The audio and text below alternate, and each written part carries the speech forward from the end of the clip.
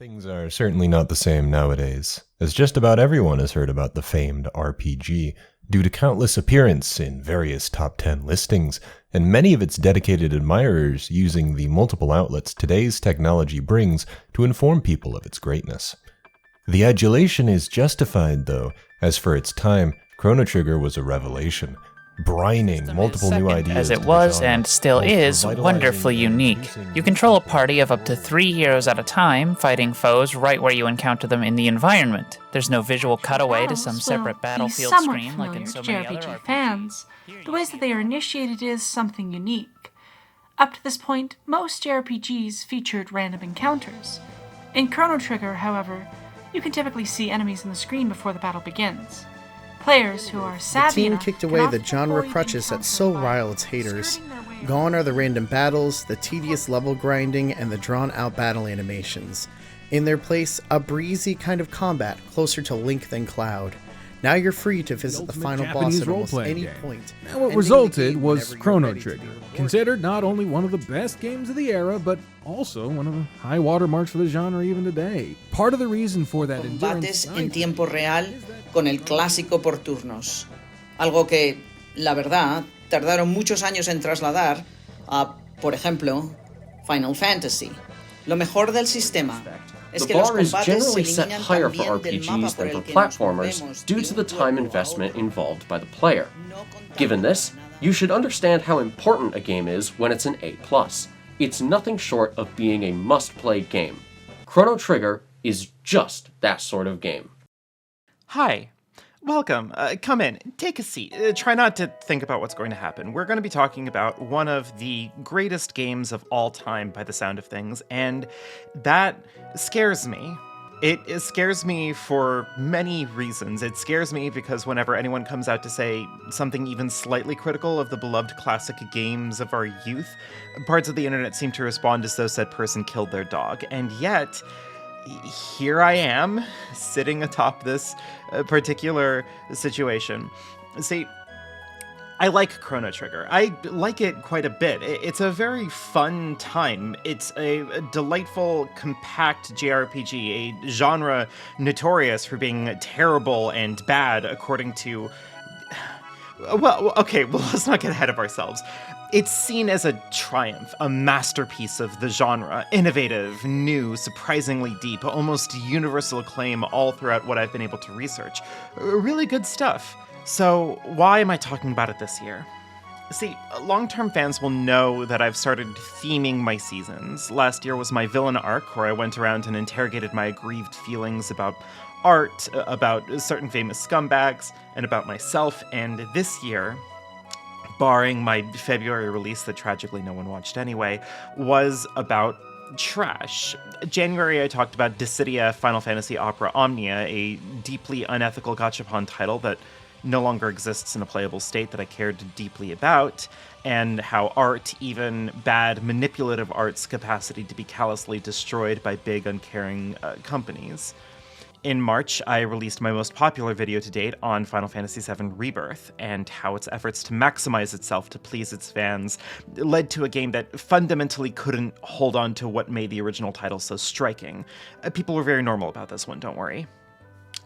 April, I decided to start seriously addressing art in bigger, broader terms by reviewing what I would consider the first good video game that fit the theme, Pokemon Legends Arceus, facing my long-standing, bespoke fear of giant creatures and scary eyes permeating vast, occluded spaces like fog, the depths of space, or the ocean.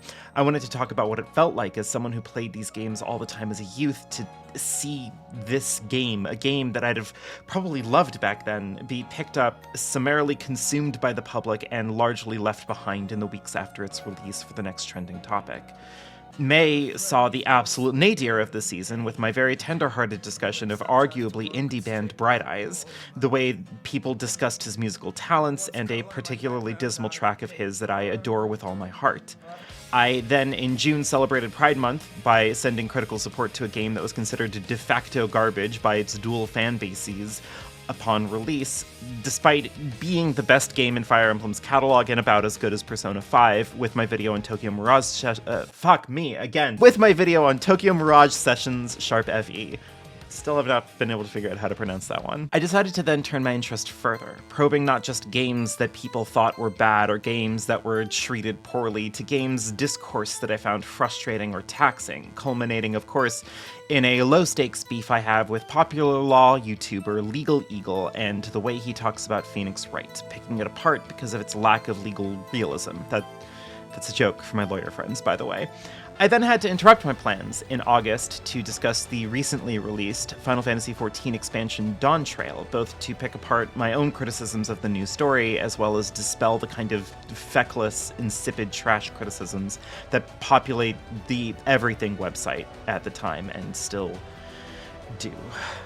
September was a dire time, but I managed to stitch together an almost impressions video on Cyberpunk 2077, which is probably why I'm talking like this at length to all of you, like my personal favorite YouTuber Tim Rogers, as I wanted to reflect on the discrepancies between Cyberpunk, the game he spent 10 YouTube hours discussing as someone deeply entrenched in art and culture as a career, versus someone who played it after years of CD Projekt Red smoothing out as much of the bugs as possible, revamping the game so much that, sans the story basically being the same, it threatened to almost be a different game entirely. I had a shockingly good time doing this, despite being about as sick as I'd been all year. In October, I cashed in on one of the stream rewards that had been unlocked several years ago now to give a straight-up rant on one of the few video games I actively hate, Catherine, which brings us to, of course, last month, discussing what I think a bad Final Fantasy game actually looks like, including some light weighing in on the critical response to Final Fantasy XVI before hamstringing it and turning into something of a precursor to this. And now, I must welcome you all to the season finale of Trashier, where I will discuss Chrono Trigger, a good game that's beloved, but I think in a way that reveals something rotten at the core of international gamers and their culture's long-standing beef with the dreaded JRPG. But before I do that, I do want to make sure that everyone knows that there is absolutely no mistake here, that I cannot overstate enough that I do, in fact, like Chrono Trigger. I will be saying critical things about it, and this video will continue to do a real unkindness to it, but that is not because it is a bad game, or that I hate it, or even that I'm disappointed or dislike it. If you find that exhausting, feel free to skip ahead, but I also just went on a several paragraph long ramble about my previous videos, so if you're hearing this now, odds are you like hearing me speak. So, let's begin. At last. Chrono Trigger was released when I was 3 years old. To say it's ancient is to age me, and I can't bear to do that sort of violence to myself after a year like this, but it certainly isn't a modern video game. Listening to how people over at Square Enix, makers of popular games like Bravely Default 2, Octopath Traveler, and Octopath Traveler 2 talk about it, the idea of making a turn-based JRPG seems archaic. That's why the Final Fantasy VII Remake project is an action RPG now, of course. But Chrono Trigger is often lauded as feeling fresh, a kind of rejection of the premise, particularly around people who've been #gaming for a long-ass time. It's turn-based, but there's this fun thing where every character has a little meter that fills up, and once full, the character can take an action.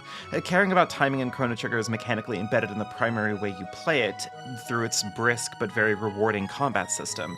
And I'll take it one step further and point out that this is a thematically cogent system to implement for the game, as the game is very, very much about time. Many mechanics early on are introduced in the Millennium Fair, where you learn that you have to wait for things, that you can talk to people and move around, that time seems to pass in a sort of realish pace in this game. I remember when I first learned of this, back before I tried to play it for the first time, that it sounded stressful and urgent and interesting, kind of giving me Majora's Mask energy, the idea that your time in this game is precious and important, and while that's only kind of true in certain slices of the game's macro vision of time feels epic, sweeping, and potent enough to map onto instead. See, the primary narrative mechanic in this game is time travel. Your heroes travel through time gates that send them to 6 different points in history, from their current year, 1000 AD, which I'm assuming stands for Anno Domini, like it does in real life, to 600 AD, 2300 AD, where robots and famine rule the land, to 12,000 BC, and all the way to 65 million BC, where Launch from Dragon Ball exists at the cultural intersection of femme, bruiser lady that can kill you, and has a tail and prowls about like a cat, seemingly the progenitor of all the major kink communities of 2024. The game's premise feels ancient, retro, classical almost by now. The main character, a silent protagonist named Chrono, meets a fun girl at the fair who gets wrapped up in a presentation of a teleporter Chrono's childhood friend Luca made, only for her weird amulet to fuck everything up and displace her in time. In going to rescue her from her anachronistic Back to the Future style fate, our heroes discover that the apocalypse is going to happen, and has been set in motion for millions of years. In response to this, you gather heroes from across time and set to figuring out how to fix your future.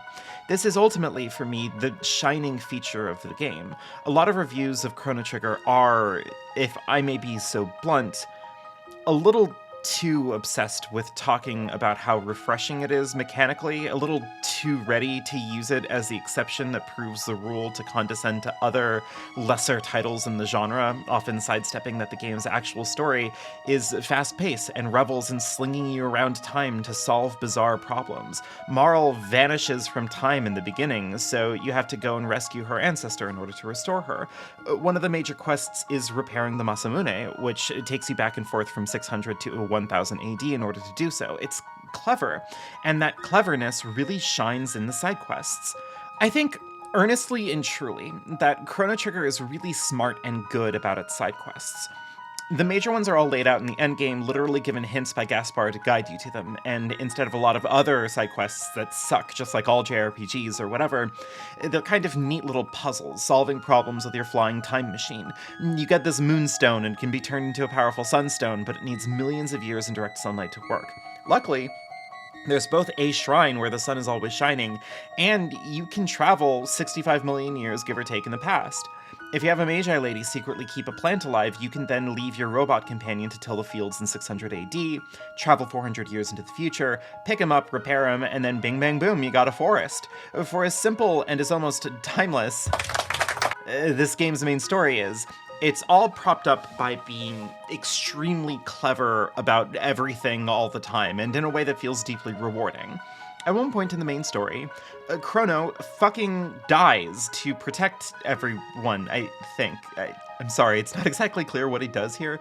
Take a blow meant for Shala, maybe? It's big, it's grandiose, it's demure, mindful, tragic even, but you have a time machine, and with a handy egg named the Chrono Trigger, you can loop back around with a body double you won from a mad scientist and swipe Chrono from his fate. It's so cool to just be able to have that kind of discretion in this game, and the game knows and encourages exactly that kind of discretion, because after you enter the end of time, you can just challenge the final boss whenever. It's a game about time travel, after all. You can just go to 1999 when everyone lived in biodomes and listen to OK Computer because Radiohead's actual best album won't come out for another year in order to kill Lavos, a big old bug thing that has been gestating in the core of the planet. This further unfolds with the game having a ton of different endings that have slightly different configurations depending on what side quests you do. The game feels rich beyond its measure because there's just so much in it that rewards your ingenuity. Overall, I think the game is delightful. I know that I have the tendency to be pretty glib about my praise of a game that I'm about to criticize, but I genuinely do believe that this is a quality video game. I don't give number ratings to things unless I'm being funny on the internet, but just pretend that I gave it a really good one here. I think my favorite moment in the game is probably here, after you've finished repairing Robo from his centuries of toil. The whole gang gets to be here and gets to kind of muse on the nature of life. It's not a very long scene. This game doesn't have a whole ton of big, prolonged cutscenes, but it's this kind of sweet, if a bit melancholy little scene that I think does a lot of work to make these characters feel lived in.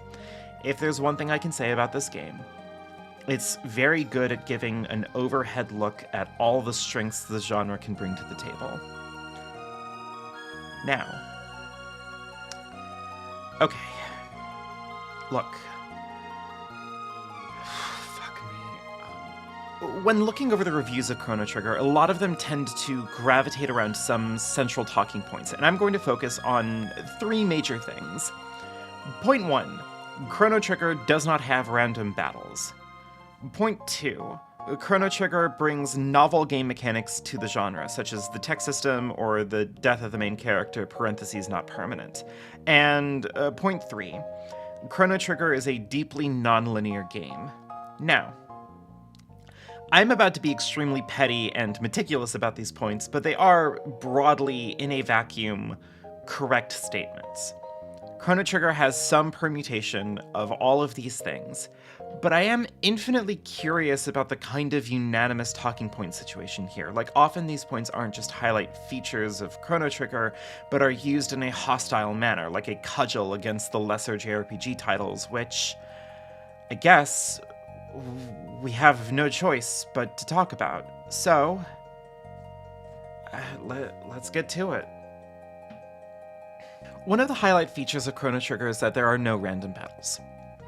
You see the enemies on the map, you fight them on the map itself instead of getting warped to some bullshit void. And that's based as hell and good, and Square Enix were idiots for releasing Final Fantasy 7, 8, 9, and 10 with random encounters. This is a weird intersection, maybe the one I'm the least confident in, because okay, sure, there's some pushback we can have here, right? Chrono Trigger largely doesn't have random encounters, but it doesn't not have them either. They are in specific locations. If you really want to be a pedant about it, they are very technically not random encounters, but they are forced in a lot of the backtracking progression, and they do come out of nowhere. So all these reviews praising how you can just avoid encounters by being clever are only mostly true. Here's me, running into the same forced encounter on one of my many trips in and out of Truce Canyon. Fuck me. Does this matter? Well, ultimately, no, right? Like, the heart of it remains largely the same. This game, bucking from traditional JRPGs, doesn't do the cutaway random battle thing, even if I would like to point out that Shin Megami Tensei also doesn't warp you into a different combat scene when fights break out, and that came out like 3 years prior to Chrono Trigger, but it's fine, whatever, it's not worth it. This is an interesting sticking point, because on the one hand, the conversation is so obvious and simple. People are annoyed by random encounters, they interrupt your dungeon crawling and treasure nabbing, and Chrono Trigger does this in a way that people find appealing, even though it technically is functioning only marginally differently, as there are still interruptions and checks on your resources. I did want to start here, though, because I cannot help my bias from seeping into this review, corrupting it. I'm sorry, objective art daddies. I'm too weak to pretend that my biases are the fundamental reality of the world. That is to say, of course, that I don't mind random encounters. Call me a freak, see if I care, but I don't really run from fights in these games. I enjoy the aesthetic whimsy of it, the way that every fight adds to the pile of money and experience and stuff I stockpile. It's a pleasantly synergistic system. You can just run if you want, but for as much as these fights can sap your health, your MP, your items, you gain money and levels in return, making your hypothetical next venture easier as you buy better gear and gain more strength.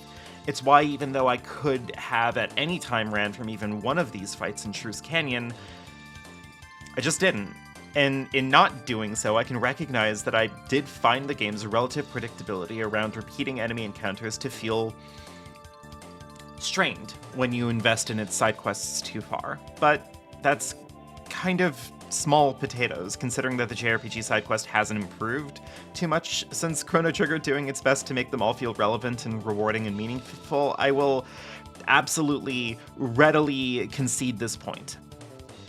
I just enjoy the friction of the random encounter a little more if I'm going to be grinding out some side quest or another anyway, and yeah, I guess I'm going to call skill issue here and point out that I may just generally like what JRPGs have to offer. It sets the brain chemistry right. It lets me play with my action figures alongside my party members, issuing commands and then futzing around with my dumb toys for kids. If you're my boss or my parents or you respected me, you misheard. In contrast, the sharp divide I see before I can even really start criticizing Chrono Trigger at all is that by and large, Western audiences seem put upon by the process. Even good friends, even friends that like JRPGs, even one particular friend who likes Final Fantasy almost as much as I do, will often talk about how JRPGs will reach a threshold where their gameplay loop can't keep the game interesting for its long runtime. And I see iterations of that issue in a lot of these reviews. Like, JRPGs are things that have gameplay you tolerate for presumably story or characters or novelty that it could provide. Something like Persona 5's battle music or its UI elements, or something that can make this sheer horrible obligation of having to engage with a relatively simple numbers-based combat system more tolerable. And it is that something that a lot of reviews cannot pin down meaningfully, and kind of just blandly accuses all JRPGs of not providing it, even going so far as taking it as given that no one, not even a particularly autistic internet cat, could find a game where instead of mashing buttons and doing epic platforming or whatever, you're instead thinking about moves, making careful selections from menus, and watching your thoughtfulness get rewarded. Oh god, I'm boring. All of this, or maybe none of this, is to say anything particularly incendiary on Chrono Trigger's system. It does definitively have something to offer in exchange for its lightweight numbers slapfest, and that is a kind of polish, a smoothness from beat to beat, combat to exploration to dialogue, none of which overstays its welcome. All of it is brisk and pleasant and compresses very well. A stranger could walk into your house, see you playing Chrono Trigger, and within about 15 minutes would get a pretty clear impression of the game's overall flow. And that's good, but it also means that there is a toll to be paid. If Chrono Trigger's lightweight battle system, lack of random encounters, and light aperitif approach to dungeons was such an obvious slam dunk, such an objective, good move, it would strain belief that its approach wouldn't be properly mimicked by either parties involved until,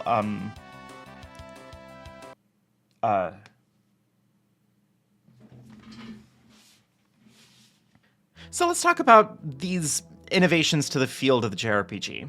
Yes, random encounters are over, but Chrono Trigger did more than just program in hundreds of quirked up curated encounters for their game. No, the tech system is the next on our list of lauded points, and it is fun. Coming fresh off my last video on the After Years, which was late to the party by a wide margin on the idea of multiple characters taking their turns together to make a super move, Chrono Trigger sidesteps some of the difficulties involved in such a process. See, due to how demanding battles in FFIVAY are, as extrapolated from the demands of the game's predecessor title, it's kind of hard to find good times to whip out band attacks. They cost MP and have long charge times, and you may ultimately be better served with each character taking their turns independently, especially as most of the characters fit a pretty specific niche. If you're healing, you're healing. In contrast, CT battles tend to favor characters that are pretty resilient, so there's both a wider amount of discretion you can take here, and also combo techs don't have charge-up times, so they also work with a pretty limited brush here, as far as single character techs go. There are two characters that have single techs that heal the whole party, Robo and Frog, but neither of them heal for nearly as much as Marl can single target, but you can have two of them team up to have a big party heal. The game kind of excels at action economy in a format that all cards on the table has the odds stacked against it. In this way, Chrono Trigger is, in this dumb cat's humble opinion, a triumph. That is to say that triple techs are still often not worth it. There's just not a lot of good moments to really get in and burn all 3 turns to do a big, costly attack, evidenced no doubt by editor me not being able to find a lot of good footage of triple techs. Obviously, the better you are at the game, the more you'll know when to do this, and it is an odd moment where playing in wait mode like I did because I'm lame and bad at video games that aren't Dark Souls is actually kind of suboptimal. The menuing it takes to really whip these things out feels snappier and more immediate in active mode, and that's great. I would struggle to call it novel, but we are, in fairness, going to chalk this up as potentially the progenitor of the combo moves in RPG's mechanic, and I've just been around the block of the future too many times in my past to really have it strike me as this huge upset for the genre.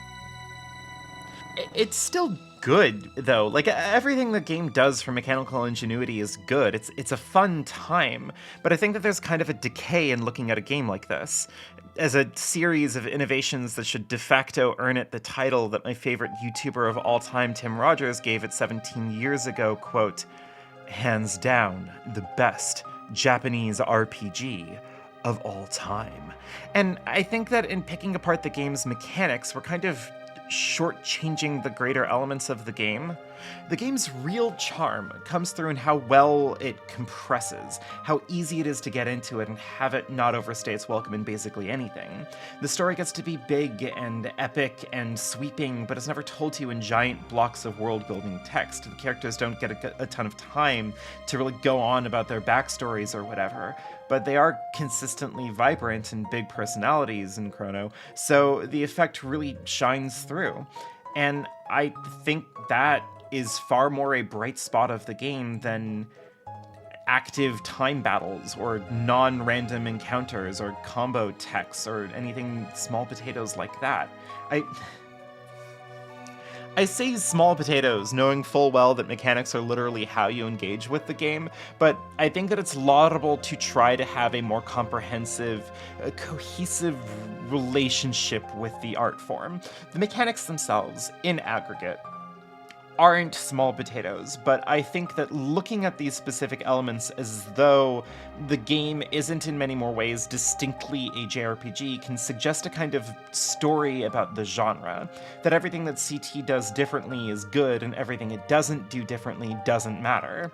Chrono Trigger still has levels, experience, MP, characters with unique moves, and a customizable party and hundreds of text boxes, and that's fine. That's good, but to obsess on these kind of small stakes novelties seems uncharitable, almost to both CT and the genre as a whole. The tech system is interesting and fun. It's a fun way to fight enemies, and it gives a refreshing sense that your party members work together to solve big enemy health bar problems. But it's weird how few of these critics will point out that the optional party member, Magus, doesn't have dual techs, and only one kind of costly, kind of not worth it triple tech. A category of move that's already a bit of an action economy commitment, but that's also really interesting and fun because Magus isn't your friend. Mechanics, inventive, interesting, fun mechanics, can all be great additions and heighten a game's experience, but to simply talk about their existence and not what meaning they imbue the game with is to shortchange the experience. And no, not every critic is doing a full spoiler examination of the game like I am, but I saw it in none of the reviews I read, including Action Button, which was not doing a spoiler-free review, so I don't know. Having so much space and so many high-profile reviews of the game that just flatly celebrates its mechanics being fresh and not like your typical JRPG, which is bad and sucks, doesn't get that the actual highlights of the game go beyond the mechanical novelty, and I'm going to prove this by criticizing a beloved element of the game right here and now for you. Let's talk about the trial. At the start of Chrono Trigger 1995 video game, you are invited to have a fun old time at the Millennial Fair, where you can play fun games, bet on racing, fight a robot, decline to eat a man's lunch, run headlong into a woman, and much, much more. However, once you go to try out the teleporter and Marl gets anachronized to non-life and you go on a journey with a frog to save her, you return and are put on trial for crimes. And part of that trial includes character witnesses, people who saw you at the fair and what you did in it. If you declined to find the lost cat, or didn't wait for Marl to pick some candy, or you ate the guy's lunch or whatever, I typoed that as R. Oh no. That's all used against you in court. Fuck. You get a bunch of guilties like Barry Kramer here on screen right meow and go to death jail. But if you're based and cool and already knew about this event and go and do as much right as possible, you can get yourself a not guilty, where they still put you in jail anyway. See, the whole premise of this, from a mechanics angle, seems to be to impart the idea that the game will hold into memory what actions you take and throw them back at your face at a later point. If you are a crude, mean boy at the fair, you're going to be found guilty for crimes against the kingdom. But because breaking out of jail is the next dungeon and you have to do it, they put you in there anyway, and that, in microcosm, kind of reveals an issue I have with how the game is discussed in regards to its mythic non-linearity. So, in a way, yes, Chrono Trigger is non-linear. How could it not be? In addition to giving you free access to the final boss of the game whenever you want after you first hit the end of time, there are like 13 endings you can unlock. Here's all of them in this video brought to you by Cranky Templar. I'll play it for you all now. How was it? Which was your favorite ending? Thanks, Templar, I'll take it from here. The endings are neat in that they do ultimately approach the game's warning about how delicate and messy time travel is, but they do so by two major philosophies. First, there are a couple of endings that are pretty sincere, complete endings to the story, and they went through a pretty impressive amount of work in making them account for a lot of potential variables. Whether or not the Chancellor is there, whether or not Lara is standing, whether or not you use the epoch in the final battle, like, it's really clever and fun to see that sort of attention to detail at play.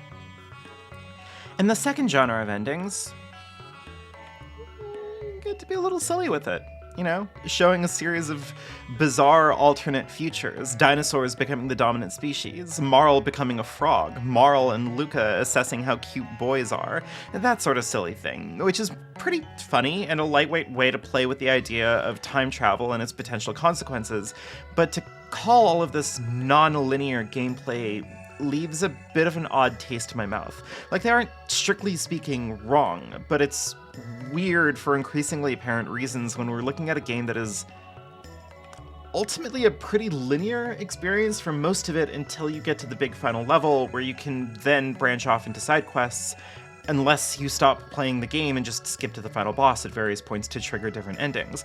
It's weird, but in a way, it's the exact kind of weird that makes me reflect on what exactly we mean, or what we want to mean, when we talk about non-linearity in games. Like, okay, is non-linearity even good for JRPGs in the first place? I think there are contexts where non-linearity is really cool and fun, but I also think that every JRPG I've ever seen praised as the best, or among the best, or proof that there may in fact be good JRPGs out there, are all pretty goddamn linear experiences. Every Persona game, Paper Mario, Earthbound, Chrono Trigger, every Final Fantasy game, even the ones that critics can't simply insist sucks. Final Fantasy VII Rebirth would be almost exactly as linear an experience as Chrono Trigger if it let you press a button and skip to the final boss whenever you wanted. It just doesn't feel linear because there's big open world areas to wander and side quest in, but is that non-linearity?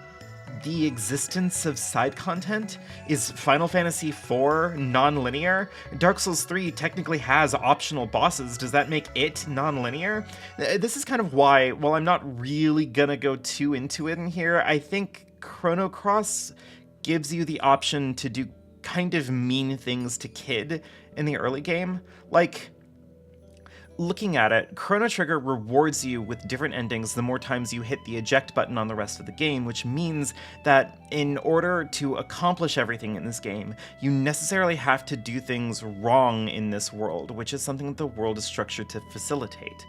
You can just leave Chrono dead, even though you're told almost immediately how to get him back. You can leave tasks unfinished, better futures unwritten, bizarre twists of the timeline, all in service of extracting the maximum amount of stuff out of the game. And that metatextual element to the game is reflected in cross-textually by making you have to exhaust every option, even the thoughtless, rude ones, to recruit everyone, and then also do the same thing you did in CT, what with skipping ahead to the final boss. In a way, both games are conscious that to play them is to suggest that you replay them, and that you even replay them multiple times, and does its duty in accommodating you in that endeavor. And that, I think, is made to present itself as the facsimile of non-linearity, but I don't know. I'm rambling. I've gotten upset. I didn't mean to do that. I am frustrated, though, because it feels less and less like Chrono Trigger is this masterpiece that I'm just being kind of rude about, and more like people don't know how to handle liking video games that aren't from a respectable genre. I just don't know what to make of it. Chrono Trigger is a good JRPG. Hell, it's a great one, but the critical energy I keep seeing tends to drift towards praising the game for being a JRPG for people who don't like JRPGs.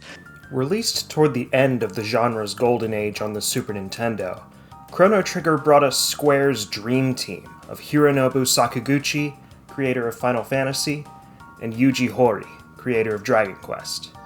Flanked by stars such as the renowned anime artist Akira Toriyama and composer Nobuo Uematsu, together they set to work on a JRPG that, in many ways, is nothing like a JRPG.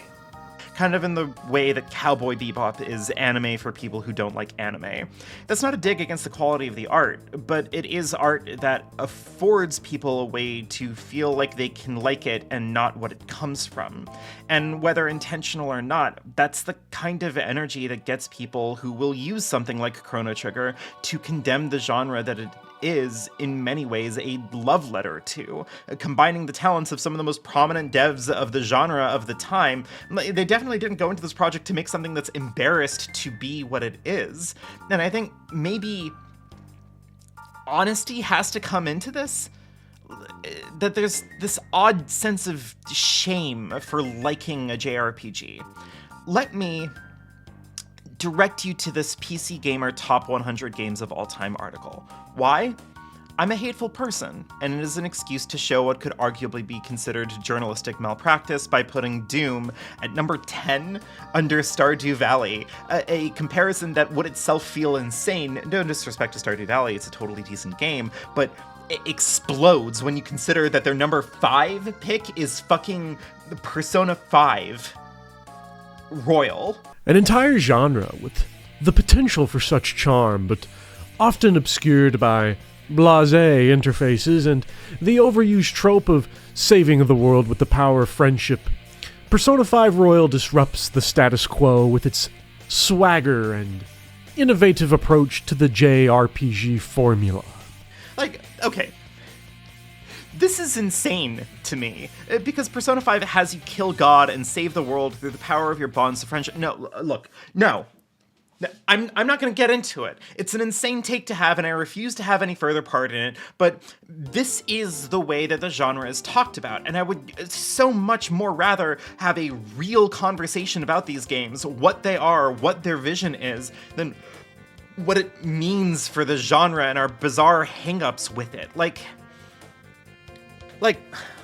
look, the reason I get so hung up thinking about Chrono Trigger is that this was the third attempt I took to actually play it, forcing myself to for the purposes of this video. I was able to get through a decent amount of it years ago, but couldn't hold my focus to it too well, and it felt kind of bad, like I've missed the boat on this game. After all, I've played games with ATB gauges, with dual techs, with fun, character-based side quests, and I just assumed that in a lot of ways, I just missed the boat on it. Like I was looking at a progenitor of what makes JRPGs good, a game full of a highlight reel of the best features the genre could offer, and of course a more refined, more focused product like Final Fantasy VI would feel like it overshadowed it. I was, and still am, being kind of disrespectful to a piece of video game history. Anyway, Final Fantasy VI came out a year before Chrono Trigger. A few years ago, I wrote very loosely about Final Fantasy VI, thinking it so self-evidently good that I couldn't really add anything meaningful to it. It's so obvious, the vision, the scope, the intent bursting out of this game. Why? What would I gain from trying to explain to people on the internet that one of the most beloved JRPGs out there is good? But I have set myself to a Herculean task now. I have to explain that Chrono Trigger is good, yes, but that I think it is, in so many words, ever so slightly overrated. Chrono Trigger is a very, very clever game in many ways. Clever about its endings, clever about its dungeon designs, its side quests, its brevity, clever about composing its world as one of a series of complicated time puzzles made to be solved. But all this cleverness comes at a cost, and I think that the best way to actually see that cost is to look at Final Fantasy VI. what it cares about, what it does with itself, and why I think that the conversation of this genre as a collection of mechanics set against a tonal impression of what quote-unquote every game is like shortchanges it. So, Final Fantasy VI is by no means a perfect game. I don't really care about criticizing it, or I wouldn't if this video wasn't interested in determining what is fundamentally wrong with JRPGs, that they accrued this kind of reputation among Western critics. See, okay, well, we've talked about the three big qualifiers: random encounters, innovations in the genre, and non-linearity, right? FF6 has random encounters, and while some critics like Prodigal Son Yahtzee overlook such disgraces, and I liked how the turn-based battles would always come and go very rapidly, as if the game was ashamed to be around them. It is an undeniable element. You cannot pretend that it doesn't, or that it somehow has made them less obtrusive without completely giving the game away. This game, that is critically adored, has one of the most beloathed things in the genre, according to Chrono Trigger reviews at least. And to take it further, the game's innovations are there. The progression system is pretty interesting and a fun blending of both a wide margin of customization and character identity, but otherwise, it's Final Fantasy. You level up, you use MP to cast spells, you have a steal command, there's blue magic and summons and a mime. It is what it is, isn't it? And as for non-linearity, I would say that while, yes, you can't end the game whenever you want, the game kind of mirrors CT's progression almost to the note, with the game kind of briskly getting you from plot point to plot point until you get to the big, dramatic, crushing defeat, where you rally your spirits and get a bunch of optional side quests to make you ready to fight the final boss. And I don't really buy the argument that people weren't looking at these qualities in the genre at the time, as, again, Chrono Trigger released literally 1 year later. This game is good, despite not having any of the qualities critics are in love with in Chrono Trigger.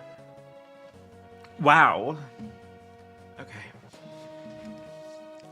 I'm being mean again. I wanted to talk about this trade-off. Chrono Trigger is clever, but I think that Final Fantasy, for being far more traditional in a lot of baseline mechanical ways, demonstrates far more depth. The game is complex, not in a deep lore kind of way, or even necessarily in a character study kind of way, but in its vision, its scope, the perspective it has to what a war in such a world would do.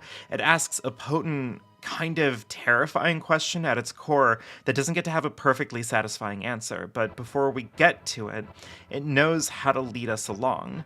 The opening of the game, bleak as it is, as epic and beautiful and sad as it feels to listen to Uematsu's score sweep over these desolate snowfields as your party of mechs slowly trudge on, pulls us into a pretty typical feeling adventure.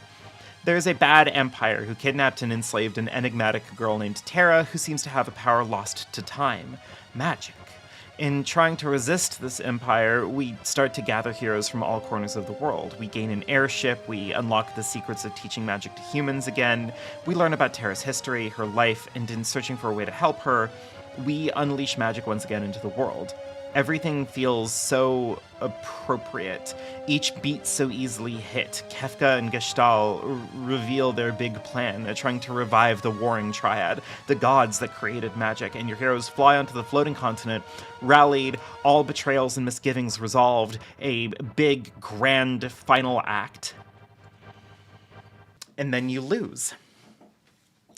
What was supposed to be a big fight against the Emperor Gestalt, the face of this imperial greed, a man with a simple but potent vision to tear the world apart, is upended as Kefka, the mad clown general, steps in, robs the warring triad of their magic, kills Gestalt, and wipes the world out. You lose, not your main character, but you lose the world in a way that cannot be reclaimed. The only party member left when you come to a year later is the ex-general turned traitor Celis. And you can find everyone again for sure, unless you fucked up and let Shadow die, or you picked the gold hairpin over Mog, but you can't fix the world.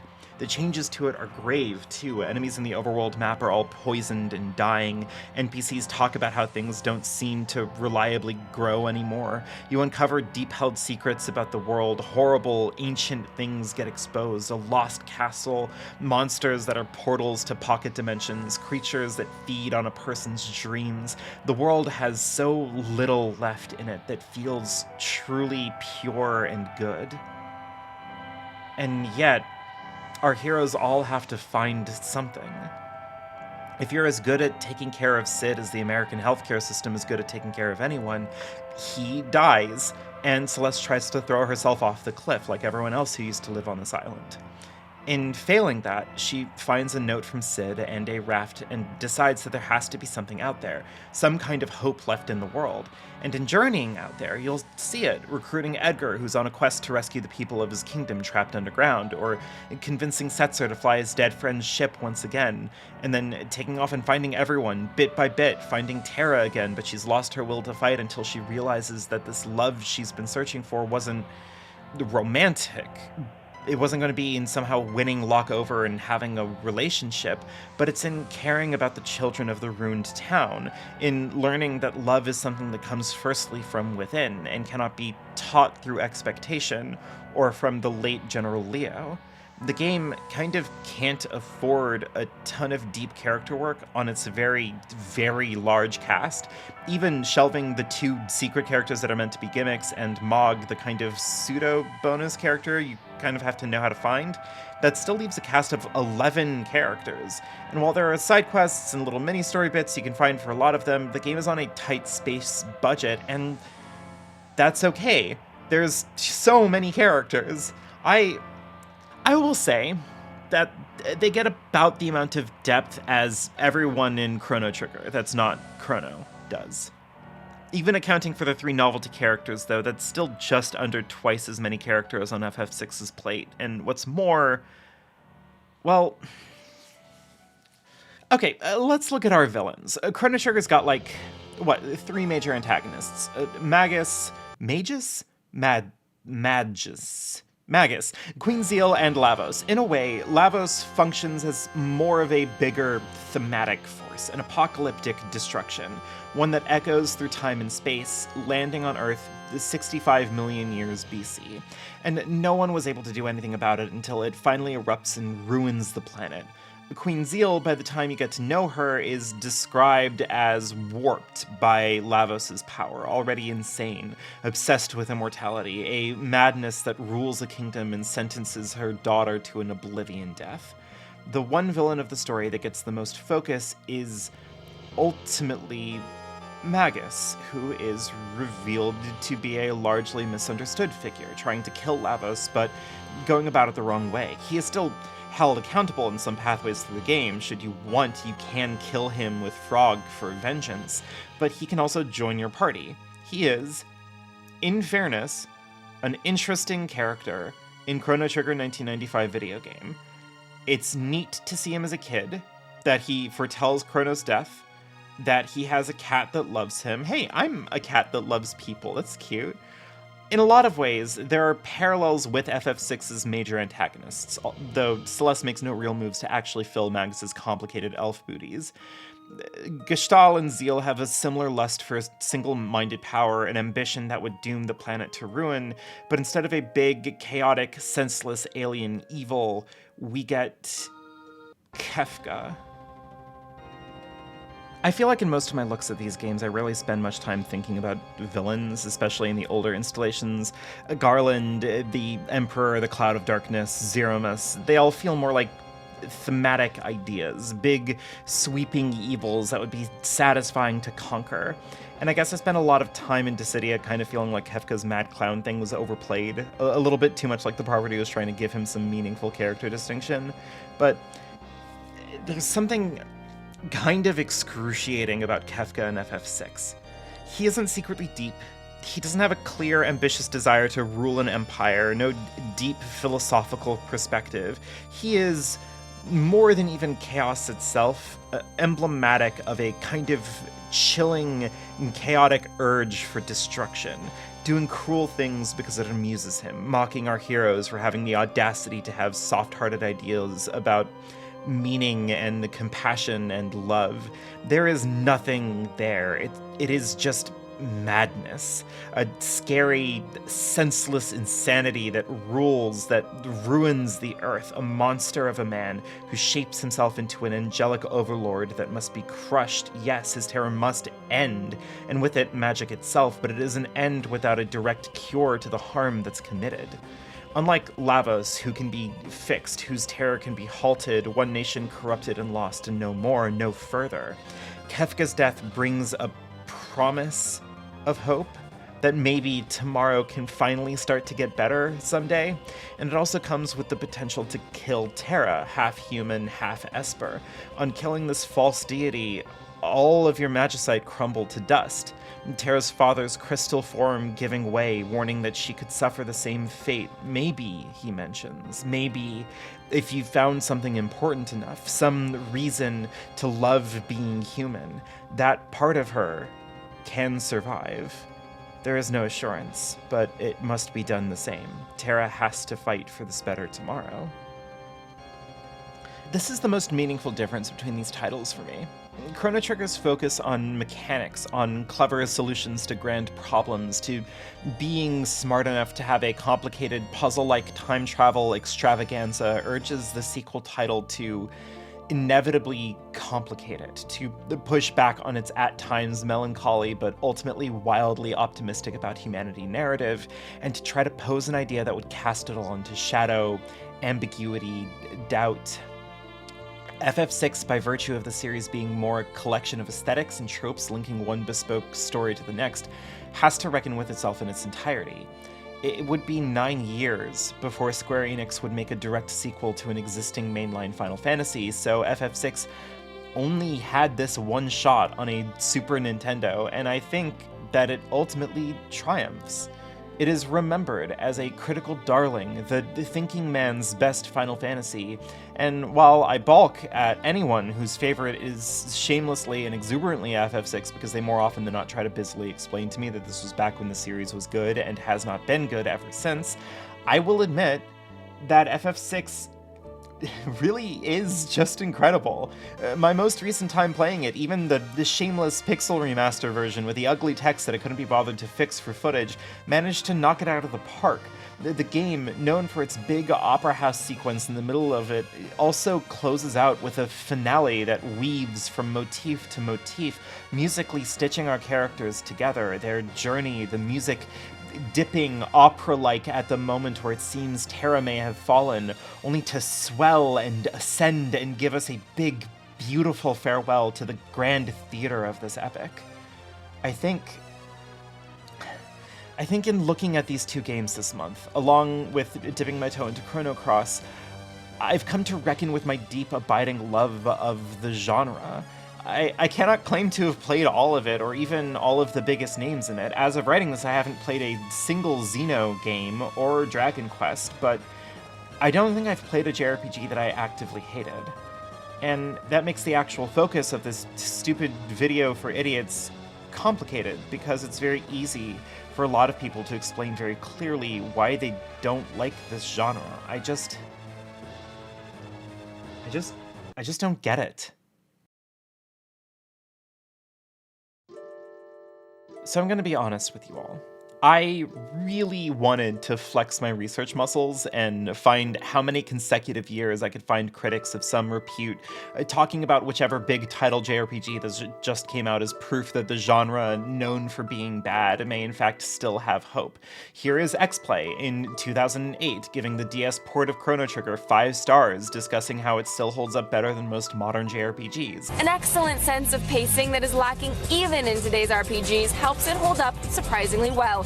Battles are fast-paced and take place in the game world, not in a cutaway battle environment area. Here is Morgan Webb talking about Final Fantasy IV and how weird it is that time exists.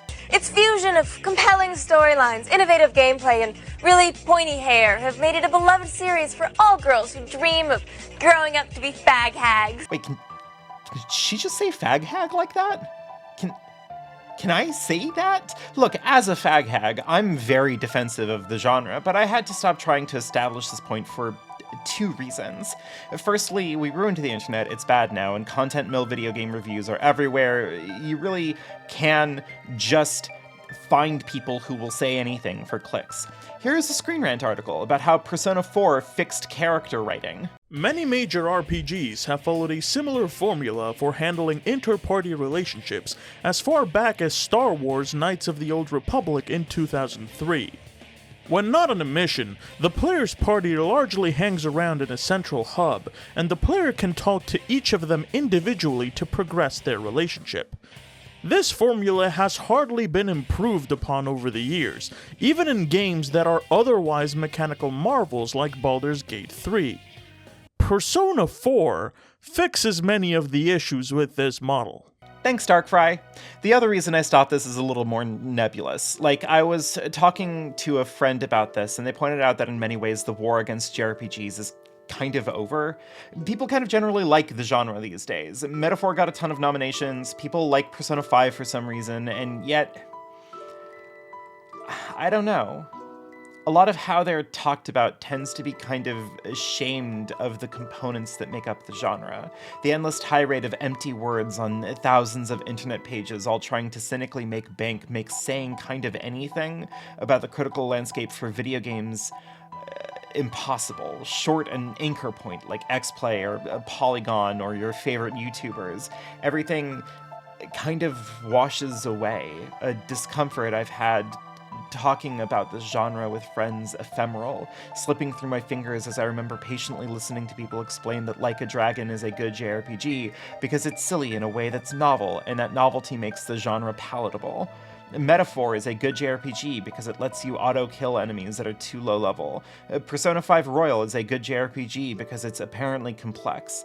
On some level, every genre and subgenre in this wretched industry falls prey to this, and God knows I've had so many friends try to explain to me why almost every Dark Souls and Dark Souls-related title is actually bad by explaining there's some subtlety in the boss design, the level design, the encounter design, the inventory, the weapons, the scaling, the adaptability parameter that proves that they are intellectually bankrupt hacks. Just endless conversations that bicker about particular qualities, hinging games, series, even entire genres on what reads to me as trivialities. Again, coming at this from my insane bias, I remember what it was to me to grind mindlessly in Pokemon as a feral youth in the wilderness of Texas. I remember patiently grinding in Elfheim in Final Fantasy Dawn of Souls Edition simply because I like getting all the stuff you can get from the shops, a habit I likely had picked up from playing Tales of Symphonia an irresponsible amount of times in my life. Whatever sick brain chemistry that makes me look at a 70-hour playthrough of Tokyo Mirage Sessions with a smile, that makes me replay Fire Emblem games from time to time, renders my relationship to this genre, to other people, at times terrifyingly foreign. I've spoken about so many things this year. So much trash, undue trash, overlooked trash, trash of the body and the soul, but I've been circling all year around a collection of deep-set discomforts. Like something I lost from last year going into this. The version of me who could just sit down and talk shit on Spoonie and Dunkey and Mauler for some reason has grown anxious, uncertain, no longer confident in myself. Something about the pushback of my Rebirth video, or just making more and more connections with people who seem to like art in ways that are at perpetual odds with me. Playing Catherine, only to have friends tell me I just didn't get it. Hating Rebirth, only to get hundreds of upset comments. Videos made under such pressure that I feel like I'm only putting out bad work. Work I can't quite pin down because I'm constantly trying to account for as many angles, as many possibilities, as many factors to preempt, to secure to myself that my perspective is sensible, well put together, that if people are going to be weird, petty haters, they do so by outing themselves as having refused to engage with my work. I think somewhere deep in this massive video of mine is a real opinion I have about Chrono Trigger. It's a good video game that I just am not nearly as charmed by. And for as hyped and polarized and divisive and so on and so forth Chrono Cross is, I haven't been charmed by it much either. I think a lot about Tim Rogers' 17-year-old review of Chrono Trigger, where even he can't escape thinking about mechanics. Random battles, then, are more insulting because you can't see the enemies before the battle begins, which I guess makes sense, though, hey, the typical RPG uses higher quality character models during battle scenes than they use during field screens, meaning that the battles are deemed more important than the plot events by a majority of the game's staff. Maybe that's the chief symptom of the RPG malaise. The developers find battling more important than adventuring, and it's a weeping pity that 9 times out of 10, the battle systems in RPGs are just plain not exciting. It feels like the components of the genre have a gravity well to them, more than any other, though that could just be entirely because it's my favorite genre, so I'm almost always thinking about it, and particularly how much friction I face when I try to talk to almost anyone who isn't also already into the genre. There is some inescapable, violent yearning in this genre to escape itself. A genre made of mechanics that no one except me seems to be happy about, but are doomed to circle around them with minor tweaks and changes, an aggravation so deep-rooted that modern Final Fantasy has given up on it almost entirely. Stuck with numbers and levels and skill trees almost out of obligation, some kind of tether to their brand, as though the specter of aged fans insisting that the game stopped being good after Final Fantasy VI don't still linger, or that more recent fans have stretched that to 10 and an even more turn-based system than the series had been in a decade. Like people aren't heaping praise onto Persona and Octopath Traveler and Shin Megami Tensei and Like a Dragon and on and on.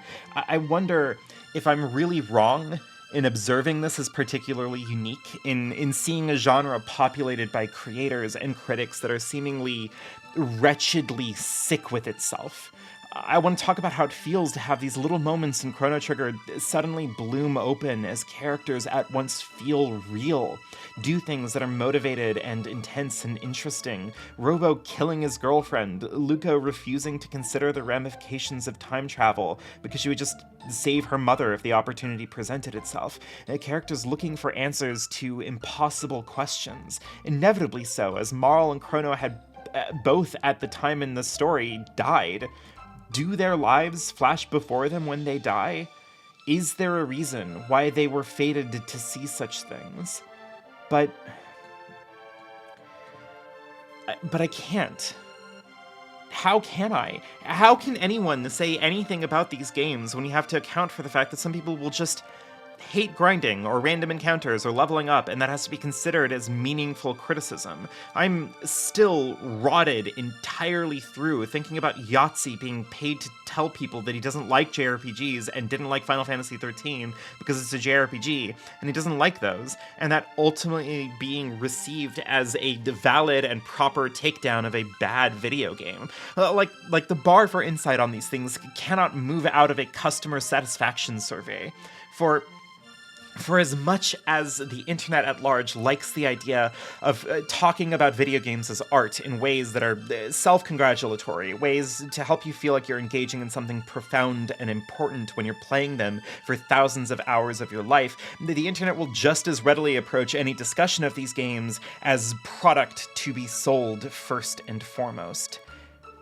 And I just can't keep doing this, running myself ragged, trying to account for the fact that the world and I just do not seem to see eye to eye on such things. Last month I tried to explain what my perspective on what makes a bad Final Fantasy title, and I ended up in no man's land. I couldn't do it because the sheer act of having an opinion has become a small-scale political act. Your opinion on the internet only functions in relation to how useful it would be for someone to agree or disagree with it.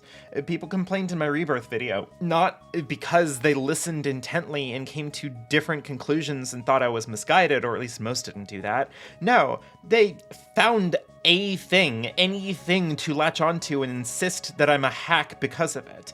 And here I am now, spending so much of my life under a personal agony because YouTube and social media and the bad internet we made up is so good at hypnotizing you into thinking that your burden as a critic is to somehow levy a purely objective claim, that a good critic can somehow know all dimensions, all angles of a thing and derive a perfect answer. Everyone aspiring to be the most correct about art.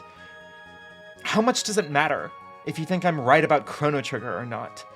It is my experience of the game. It is how I feel about it, what I think of it, and I am proud of my weird, textured answer. And that, ultimately, is my gift. My Christmas, no, it's not going to be out by Christmas. My New Year's gift to you all. Depending on where you live in the world right now, things are either already wildly bad or about to become wildly bad, and I think we can take some joy in this. I want to urge people, everyone, anyone who'll bother to listen, that the art of criticism is complicated and weird and deeply personal. Even the ones that talk about observable, clear elements of these games are doing so because there is a subjective care buried in there. But I also know that on some level, this is a gift.